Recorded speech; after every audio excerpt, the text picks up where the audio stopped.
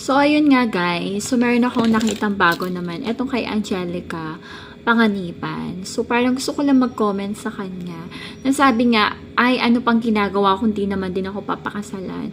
Which is correct naman din talaga siya. Kasi pag ganun, hindi ka pinapakasalan ng lalaki, ibig sabihin hindi ka nun love. Pero, wag naman magmamadali. Parang mas okay pag 2 years. Kaya magkakilala. Tapos, ayun, parang doon mo talaga makikita na mahal ka talaga ng lalaki. Kasi pag sinabi kasing papakasalan ka, ibang usapan na kasi yun. 'Di ba? Kung baga parang, ibang level na yun.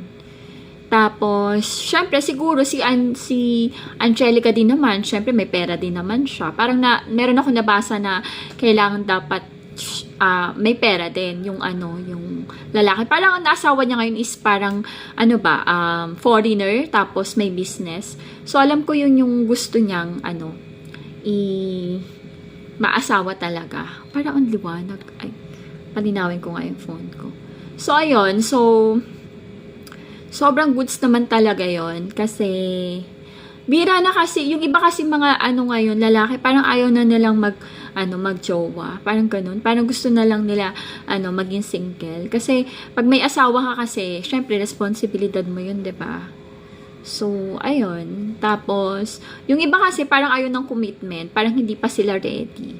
Well, kanya-kanya naman yan. Kaya nga, dapat ang hahanapin ng mga babae is yun talagang mahal na mahal kayo. Para sigurado talagang papakasalan kayo. So, ayun. Ako kasi, hindi naman ako nagmamadali. Ay, wait lang ha. Ay, ito ba? Sige. So, ayun. Maganda naman siya. So, ayun.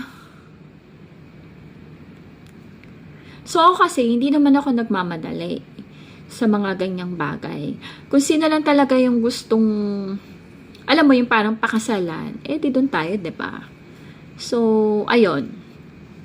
Tapos, ayun nga, mahirap mahanap ng ganun. Nang talagang papakasalan ka na ibang level na kasi yun eh. So, yun lang. Good naman talaga. Tsaka, meron talaga dyan mga lalaki na gusto na mag-settle, gusto na nilang, tawag dito? Makakasama kasi nagkakaedad na sila, mga ganun. So, I think yung mga batang mga lalaki pa na mga nasa 40 below, parang hindi pa sila ready mag-settle ng marriage. So, ayun. So, parang nakikita ko medyo, pag may mga 40 above na, or 50 above, parang feeling ko yan yung mga lalaki talaga gusto na mag-settle.